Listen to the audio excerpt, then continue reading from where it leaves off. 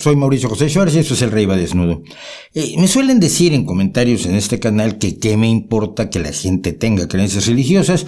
Me dicen que la gente tiene derecho a creer en cualquier barbaridad que exista y demás cuestiones similares. Sin embargo, las creencias religiosas son ignorantes. Son producto del miedo, se alimentan del miedo, tienen bases terriblemente endebles, le arrancan libertad a los individuos y por tanto a las sociedades en las que viven todos los individuos. Fomentan el rechazo a la razón, a los hechos, a la realidad, a la capacidad humana de crear un mundo mejor y fomentan el odio hacia quienes piensan o ven el mundo de manera distinta. Yo creo que por eso es necesario señalar y denunciar los defectos de las creencias en todos los dioses o en todas las realidades trascendentes. Esto no es más que lo que cualquier persona normal hace cuando ve que un niño pequeño se lanza a ciegas en su bicicleta a cruzar una calle donde pasan automóviles. No es heroísmo, ni superioridad, ni odio, ni nada más que la reacción humana normal de proteger a quien corre peligro inocentemente. Es la mano que impide que tropiece una persona en un frenazo del autobús, algo instintivo para muchos de nosotros, pero en el terreno de la religión. En este vídeo y en el siguiente, que conformarán una pequeña serie de 2, quiero explorar algunas respuestas a la pregunta que con tanta frecuencia se me hace: ¿qué tiene de malo sostener una creencia religiosa y por qué creo que todas las creencias religiosas deben ser impugnadas en bien de todos?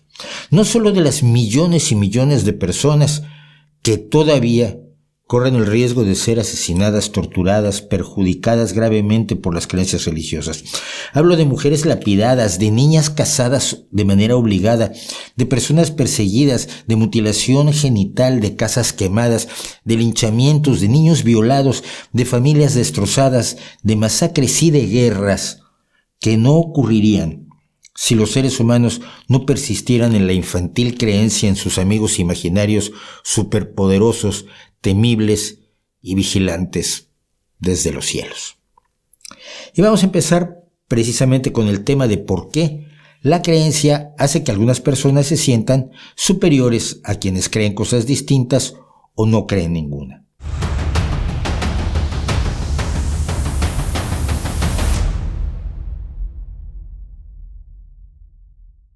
En los comentarios de este canal encuentro con frecuencia 2 vertientes que en el fondo me parecen la misma. La primera es la plena certeza de los espectadores de que cuando yo muera, algo que esperan que ocurra muy pronto, según ellos mismos dicen, me tendré que enfrentar con horror a su Dios. Y su Dios, este ser que creó todo el universo, estará furioso conmigo, con el pequeño yo, y estará preocupadísimo y angustiadísimo por el hecho de que yo tenga la osadía de no creer en él, y por ello me hundirá en las profundidades más dolorosas, más terribles, más angustiantes, más desesperadas de los infiernos que puedan haber sido imaginados por las mentes más depravadas del universo, como la de Dios, que finalmente fue el diseñador del infierno. Y esto parece provocarles a las personas que escriben en este canal una enorme satisfacción. Ya te verás ante Dios y no podrás hacer nada mientras te arrojan a los infiernos. Muchas gracias. La otra vertiente es una que se compadece bastante genuinamente de mí y de todos los que, como yo, somos demasiado tontos, demasiado inferiores, espiritualmente tullidos, orgullosos, despreciables o inútiles como para comprender la enorme profundidad de las enseñanzas de su creencia y por tanto nos veremos condenados, por triste que fuera esto, a no gozar las mieles de las que ellos disfrutarán en oceánica abundancia. Gracias a que ellos sí han sido elegidos para comprender la verdad y son superiores a nosotros y nos miran con cierta compasión. En cualquiera de los dos casos, lo que tenemos es la convicción absoluta, indudable, firme e irrevocable de que tienen la verdad, no una verdad. No digamos 2 y 2 son 4 es una verdad, o que la intensidad de la luz o el sonido disminuyen de acuerdo con el cuadrado de la distancia a la fuente de la emisión, que es lo que se conoce como la ley de la inversa del cuadrado, y que para personas como yo que hacemos fotografía es muy importante porque nos permite un enorme control de la luz con solo acercar o alejar un poco nuestra fuente de luz al objeto al que estamos tratando de fotografiar. Esas son verdades, son hechos certeros claramente demostrados que se cotejan día tras día, igual que una multitud de leyes de la física, la química, la biología, etcétera, etcétera, etcétera. Son afirmaciones que podemos confiar que son verdad precisamente porque se confirman sin cesar y no parece haber excepciones. Pero no, la verdad a la que ellos se refieren no es como una cosa verdadera, como una característica de una afirmación que podemos constatar al compararla con la realidad. No.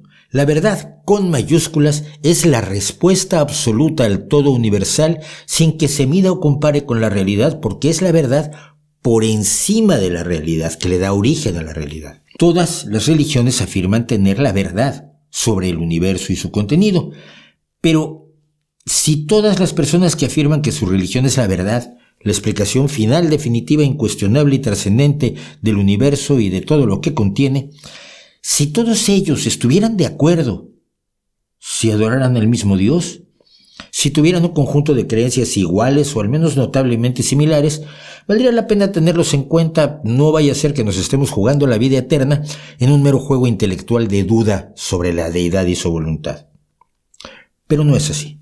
Cada religión es distinta, radicalmente distinta de las demás, incluso cuando una procede de otra, como el cristianismo del judaísmo o el islam de esas dos. Sus diferencias son abismales, sus libros se contradicen, sus profetas no están de acuerdo unos con otros y los dictados de sus dioses son diferentes. Parecen más el capricho de un monarca de la época y lugar donde se desarrollaron que la expresión de una visión de una inteligencia suprema que trascienda tiempo y espacio de manera universal y eterna. ¿Qué es lo que sería un Dios? Y todo esto sin entrar en las diferencias abismales de estas religiones con otras, el paganismo, el hinduismo, el budismo. No insistan, es una religión. El zoroastrianismo, el sijismo, el taoísmo, el shinto o las miles de creencias del pasado que van desde el panteón azteca hasta los ancestros de la isla de Pascua o la corte real de las deidades egipcias o las otras miles de religiones folclóricas que existen todavía hoy. Pero incluso si nos quedamos dentro de una sola religión, las diferencias en sus interpretaciones son con frecuencia tan distintas que llevan a cismas y desacuerdos que se prolongan durante siglos sin que sus dioses se hayan sentido motivados a intervenir para aclarar las cosas. Ejemplo, ¿se debe o no adorar a María como Madre de Dios y a los santos? Esta es una diferencia importante entre los católicos que practican esta adoración y los protestantes que la rechazan. Hasta hoy Dios no ha parecido interesado en ese tema, en bajar y decirles, no, sí, María es la Madre de Dios o no, no lo es. Tampoco parece interesarse en el celibato para decirles a los curas católicos, no necesitan ser célibes, o decirles a los ministros protestantes, hay que ser célibes. En ningún otro asunto que ha confrontado estas dos variantes del cristianismo ha concitado el interés de Dios. Pese a que se ha derramado la sangre de 18 millones de creyentes de ambos bandos en guerras entre protestantes y católicos desde el siglo XVI hasta al menos la guerra del Ulster, que terminó apenas en 1998. Yo suelo referirme al cristianismo porque es la religión que mejor conozco y en la que he vivido toda mi vida, pero lo que comento igual puede referirse al enfrentamiento entre sunitas y chiitas en el Islam desde la muerte del profeta Mahoma, o a la diferencia entre el budismo mahayana, theravada, zen, nichiren o sus muchas otras ramas. Visto desde la perspectiva de cualquier religión, la pregunta es clara. ¿La creencia en una religión es tan fuerte que impide la expresión de la más mínima duda? Si es el caso, ese en sí es un argumento muy fuerte contra cualquier religión. No es razonable que cualquier creyente en cualquier religión, a lo largo de su vida, viendo la diversidad religiosa, se detuviera un momento y pensara, espera, ¿y si estoy equivocado?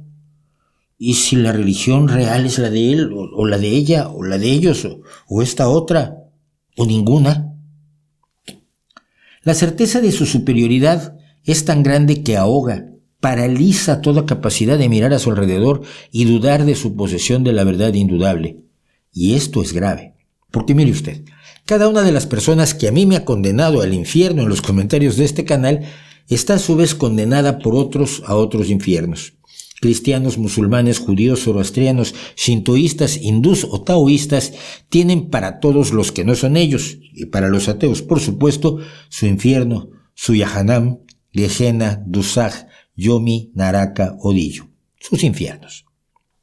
Cuando menos, todos menos uno deben estar equivocados. Todas estas creencias, todas estas religiones, o incluso podrían estarlo todas.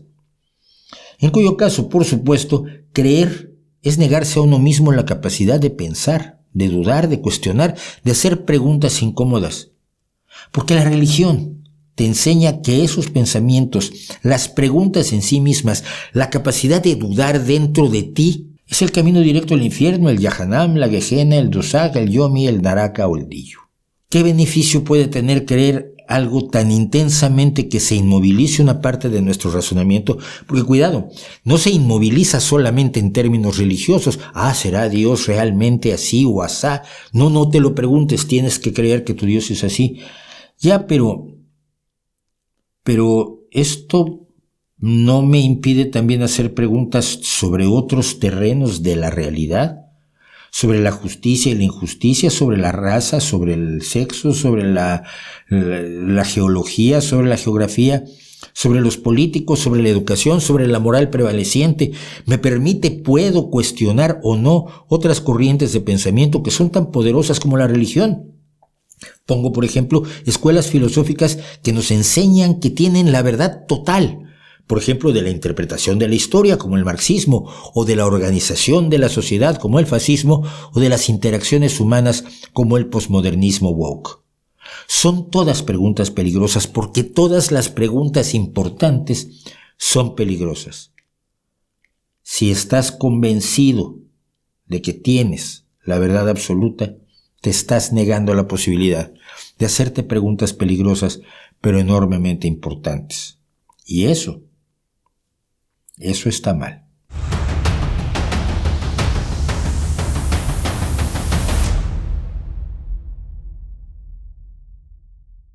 ¿Cuál es la fuente de las afirmaciones de las religiones? Por lo que sabemos, las cosas son así. Alguna persona ha sido elegida por los dioses o dice que fue elegida por un dios determinado para llevarles a los demás seres humanos, a nosotros, las indicaciones, ideas, caprichos, órdenes o mandatos de cada uno de esos dioses. Por ejemplo, Zaratustra o Zoroastro a los 30 años experimentó una revelación durante un festival de primavera y vio a un ser brillante, Bohu Manah, quien le enseñó acerca de Ahura Mazda, el Señor sabio, el Dios de todo el universo.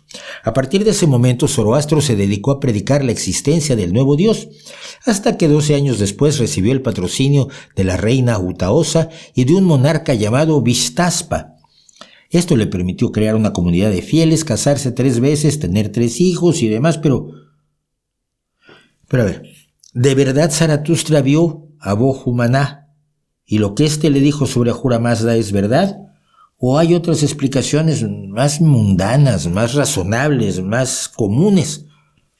Por ejemplo, que mintiera, o que tuviera una alucinación, o que estuviera soñando. Vamos, que sería raro que esto ocurriera más o menos alrededor del año 1000 antes de la era común, y que Ahura Mazda hubiera permitido que todos los seres humanos que nacieron antes hubieran vivido sin el conocimiento de su bondad, de su maravilla y de su dominio sobre el universo. Ahura Mazda se dedica a permanecer escondido en un rincón esperando a que naciera Zaratustra. Y Dios se esconde hasta el nacimiento de Cristo o hasta el nacimiento de Mahoma, dejando que se condenen al infierno todos los que vinieron antes. Es raro, pero vale preguntarse si son confiables las prédicas de Zaratustra, o las de Moisés, las de Cristo, las de Mahoma, las de Buda, las de quienes predicaron en el 4 de la era común los deseos de la diosa Amaterasu para fundar el shintoísmo en Japón.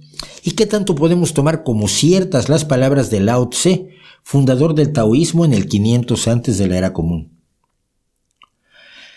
Mire, una cosa que parece muy clara, pero que pocas veces se menciona, es que los dioses son distintos en distintas épocas, que adoptan las características de las culturas en las que se desarrollan, pero el hilo conductor, el mínimo factor común de las religiones, es un personaje que tiene un enorme carisma, que habla de manera enormemente convincente, tiene una gran labia, está convencido de tener la verdad, tanto que es capaz de correr riesgos por ella,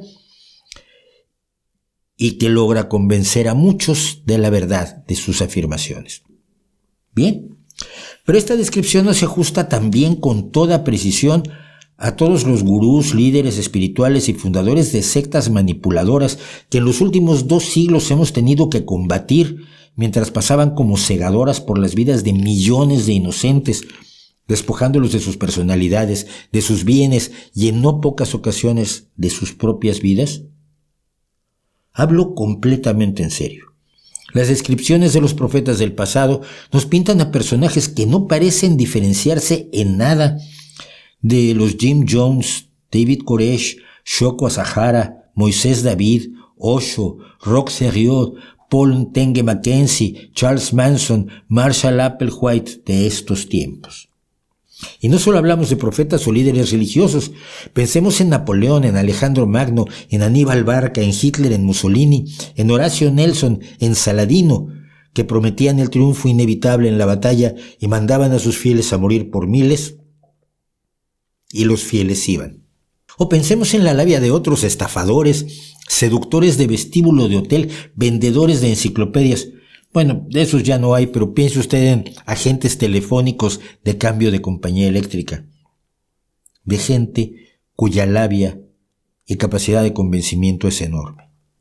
Es decir, donde no hay pruebas de la veracidad de lo que dicen los profetas, lo que sí es clarísimo y de lo que sí hay pruebas contundentes es de su eficacia comunicativa, de que tienen la capacidad de convencer a la gente de que cualquier cosa que se les ocurra es verdad, incluso a contrapelo de la evidencia. Y si no, vea usted el movimiento de la Tierra plana. Veamos, cuando uno se pregunta quién es mejor, si Lionel Messi o Cristiano Ronaldo, y es Lionel Messi, pero juguemos a esto, probablemente nunca nos vamos a poner de acuerdo, pero a lo que acudimos para tratar de resolver el problema, que es una de las cuestiones más trascendentes del fútbol, es a los números, a los hechos, a los datos, a los campeonatos, balones de oro, asistencias. Ronaldo hizo más goles que Messi en toda su carrera, 831 contra 812. Y bueno, sí, pero Ronaldo hizo esos goles en 1161 apariciones en la cancha contra solo 1038 de Messi, es decir, promedió 0,715 goles por partido contra 0,738 del argentino, que por tanto es superior. Seguro se discutirá y se reinterpretarán los números y se echará mano de otros números y las cifras en la selección y las cifras en sus clubes, etcétera, etcétera. Pero la creencia final en quién es el mejor tendrá al menos una base sólida sobre la cual apoyarse. Pero si se pregunta si es más probable que la religión verdadera sea el Islam, el budismo, el shinto o el judaísmo, ¿qué datos tiene usted para analizarlo? ¿Y sobre qué bases elige aquella que más probablemente le aportará la mejor vida después de la muerte, que es de lo que se tratan todas, incluido el budismo? Por eso es una religión. Nada. Cero. Ni un dato, ni un número, ni una evidencia. Tiene argumentos, tiene labia, tiene ideas. Tiene lo convincente que sea su profeta o su pastor, o lo dura que sea su sociedad para exigirle la creencia. Lo que le hayan dicho sus padres o profesores, que tampoco tienen idea del asunto, porque nacieron y vivieron en la religión como usted. El origen de la creencia, de todas las creencias, es enormemente endeble. Dios me lo dijo, va, muy bien, pero ¿cómo sabemos que Dios te lo dijo o solo dices que Dios te lo dijo? ¿No sería más lógico que Dios viniera a todas sus criaturas amadas, ya que todos somos iguales, a decirnos a todos con claridad exactamente qué quiere, a qué hora quiere, cuánto quiere, dónde lo quiere, de qué color lo quiere, y será más fácil obedecerle y ganarnos todos la vida eterna? Pero no hay ni una sola evidencia, ni un solo hecho constatable, solo anécdotas, relatos, interpretaciones y argumentos. Los argumentos son el mundo de la filosofía. Todo el mundo puede tener un buen argumento. Pero con los dioses no se argumenta. Con las religiones no se trata de argumentar, a ver quién es más brillante y hace mejor retórica.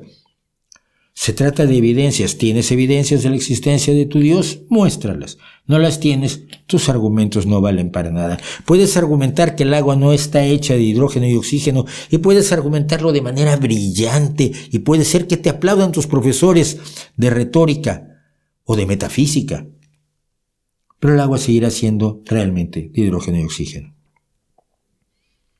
Evidencias. Cristo resucitó a Lázaro. Muy bien, oiga usted, magnífico. ¿Tiene los certificados médicos que lo corroboren? No. Dios hace milagros como hacer que Santa Teresa de Jesús levitara. Oiga, una hazaña sin duda digna de los X-Men. ¿Tiene el vídeo de la levitación? Tampoco. Pero Dios habló con Moisés y tú te lo crees. Y Cristo murió por tu culpa y por tu alma, y no lo pongas en duda, o arderás para siempre en los infiernos. Como dijimos en alguna otra ocasión en este canal, pedimos más certezas para comprar una salsa en el súper que para aceptar todas las creencias que nos exige la religión, porque la religión no es solo la creencia en Dios. La religión es un collar, una sucesión de creencias diversas, una torre en las que las creencias se apoyan unas sobre otras, que afectan todos los aspectos de nuestra vida y que son todas necesarias para estar bien con la religión, aunque no podamos saber si alguna realmente es orden de Dios.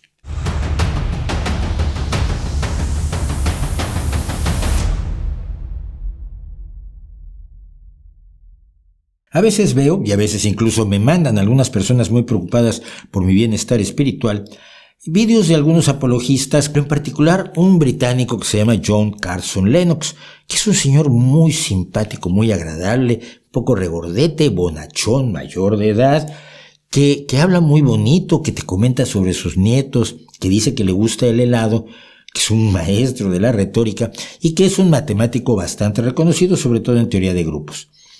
Su trabajo principal, sin embargo, es ser apologista cristiano. ¿Qué quiere decir ser apologista? Pues defensor de una doctrina, defensor de la religión, echando mano, pues no de evidencias porque no tiene, pero sí de argumentos. Y ha escrito muchos libros sobre la religión, entre otras cosas la religión entre la ciencia y Dios, acudiendo a cosas que a mí siempre me han parecido meros hombres de paja. ¿La ciencia ha terminado con Dios? Pues no lo creo, la ciencia no está para eso, ¿no? La ciencia estudia la realidad, desde el punto de vista de la física, la química, la biología, la meteorología, la geología, pero no es labor de la ciencia. Cuando tú buscas en la facultad de ciencias, oiga, ¿dónde estudio a Dios? No está. La ciencia no se dedica a estudiar a Dios. Otra cosa es que algunos de nosotros podamos utilizar los datos y hechos de la ciencia para demostrar que su Dios es una proposición tan dudosa como los unicornios. Y en este proceso, de este señor que me parece a mí enormemente simpático y con el que además algunos personajes como Richard Dawkins han cometido el error de debatir, y debates, pues, tú debates con alguien que es especialista en debatir, vas a perder. Y si no vas a perder, vas a empatar. Pero nunca vas a convencer a nadie en un debate de que tú tienes razón si no estaba convencida esa persona cuando llegó al debate. Generalmente los debates son una especie de partido de fútbol donde van los fans de uno de los lados, los fans del otro de los lados, escuchan a los dos, animan a los suyos y al salir, independientemente de cuál sea el resultado, todos siguen creyendo exactamente lo mismo. Pero me llamó la atención un video retórico encantador, sonriente, sobre el problema del mal. El problema del mal lo expresaban con uno de los ejemplos más dolorosos que hay, y es el de los niños que sufren, y no por culpa de otros, donde puedas decir alguien tiene la culpa, como en el caso del nazismo que asesinó a millones, y usas a niños porque, por supuesto, a los seres humanos normales, no importa lo que te digan los libertarianos, nos provoca empatía, más empatía a un niño que sufre y queremos ayudarlo a costa de nuestro propio bienestar que a una persona que no sea un niño. Sí, todos somos empáticos a todo, pero los niños llaman más nuestra empatía. Entonces se utiliza siempre la imagen de un niño que sufre alguna enfermedad terrible, estos gusanos que hacían que Darwin dudara de Dios, estos gusanos que existen para meterse dentro de los ojos de los niños o que comen sus cerebros, enfermedades terribles que sufren niños absolutamente inocentes que mueren entre dolores aterradores o que son víctimas de tsunamis o terremotos u otros desastres naturales. Y cuando le presentaban al señor Lennox esto, él decía que el dolor es importante, el dolor es necesario, cuando no tiene nada que ver con lo que estamos hablando, pero siempre ayuda. y que después de todo Dios mandó a su Hijo a sufrir, cosa que nunca demostró antes, pero tenemos que creérnoslo para seguir su lógica. Y finalmente nos dice que su religión le da a los padres y a los niños que sufren la esperanza de la justicia en el futuro, que el sufrimiento desaparecerá y será resarcido el día de mañana, después de la muerte, por supuesto, allá en la patria celestial esa que nadie ha conocido, en la casa de Dios. Y cuando ha llegado a este punto, que en realidad no significa nada más que engañar a la gente para que se sienta un poquito mejor durante un breve instante, lo cual no afecta para nada lo infame, lo brutal, lo enorme, lo avasallador del dolor de perder a un ser querido en esas condiciones, lanza sus baterías contra el ateísmo y dice que, en cambio, el ateísmo no ofrece nada a la madre que ve a su hijo en esas condiciones, ni al pobre niño que está sufriendo su agonía. El ateísmo no está para eso. El ateísmo no tiene una serie de creencias, no tiene una serie de el Dios que creó el mundo, que tuvo al Hijo, que se murió por tus pecados y que tiene un paraíso al que tú vas a ir cuando te mueras y te portaste. Es decir, toda esta sucesión narrativa, histórica, que es una creencia sobre otra, sobre otra, sobre otra, en un edificio monstruoso. El ateísmo es una observación. Oiga, no hay evidencias de todo lo que usted está diciendo. Bueno, ¿y entonces usted qué propone? No, yo no estoy proponiendo nada. Yo solo señalo que lo que usted dice no parece cierto. No cuenta con los elementos necesarios para que una persona razonable crea en el Dios que usted propone. Su Dios no parece real. Su Dios parece una fantasía. Y la defensa que daba este gran apologista, este hombre maestro de la retórica, simpático, agradable y bonachón, es que su fantasía es mejor que la verdad, porque la verdad es que el niño, muy probablemente hasta donde sabemos y con los datos que tenemos, muera y no vaya a una vida mejor donde se le resarza o se le pague por el sufrimiento horrible que ha sufrido. Pero que como la fantasía seductora es mejor que la verdad, debe ser verdad. No es así. Uno puede darle a la madre y al niño y a la familia del niño solidaridad humana y ayuda para que mañana no se repita, no con ese niño, con otros. Pero hay algo mucho más cruel en la lógica de que la justicia vendrá. El día de mañana la justicia vendrá en el más allá. Si hay justicia en el más allá, no es necesaria la justicia aquí. ¿Qué importa que se sufra hoy? ¿Qué importa que haya injusticias hoy? Robos, violaciones, torturas. ¿Qué importa lo que se padezca hoy si mañana todos serán felices? Ya no padecerán. Solo lo vamos a torturar 6 meses. Después ya será usted feliz. Ay, muchas gracias. La creencia en la justicia posterior, y esta es una de las cuestiones más crueles a mis ojos de las religiones, es que permite a muchos cerrar los ojos, y los religionistas lo hacen, al dolor. Pueden compadecerse, digo, por empatía, porque la empatía es lo que nos hace humanos, aunque los libertarianos digan que no debe existir, pero pueden lograr que su empatía tenga un límite, el límite de señalar cuidado. Esta es la voluntad de Dios, y como en la otra vida las cosas serán justas, el sufrimiento tampoco es para tanto ahora, ni hay que desesperarse por lo que ocurre en este valle de lágrimas. ¿No es eso más cruel que la verdad? Decir que la vida es una lucha y a veces es enormemente injusta. Pero además, si lo pensamos, la promesa de la justicia el mañana no alivia el dolor de nadie. Piense usted en Palestina hoy, en Ucrania hoy. Los ucranianos, la vasta mayoría de los ucranianos, se lo puedo asegurar, son cristianos ortodoxos. La vasta mayoría de los palestinos son musulmanes. Y no se están dejando matar sonrientemente porque en el paraíso que los espera serán felices y ya no sufrirán. Sus hijos ya estarán bien. Yo nunca he visto un cortejo fúnebre de un bebé seguido de personas jubilosas que danzan porque el niño está en el cielo y allá se le hará justicia y se le despide entre risas, cánticos y panderetas. Eso no ocurre. La gente experimenta un dolor absolutamente real y una pérdida absolutamente real y ningún cura puede paliarlo. Quienes venden el sufrimiento como algo necesario pero irrelevante, lo hacen generalmente cuando no están sufriendo y necesitan minimizar el sufrimiento de otros para sustentar la inactividad de su Dios todopoderoso y todo bueno. Y no es un argumento válido. Si yo tengo perritos y 2 de ellos lastiman y muerden a los otros, ¿debo intervenir e impedir que los muerdan, enseñarles a que no muerdan? ¿O debo dejar que ejerzan su libre albedrío, como me dicen que hace Dios cuando permite que Hitler acabe con millones de seres humanos inocentes? Cualquier persona con una moral medianamente funcional te dice que tu obligación primera es detener el sufrimiento. En alguna ocasión he dicho que esto nos hace mejores que Dios.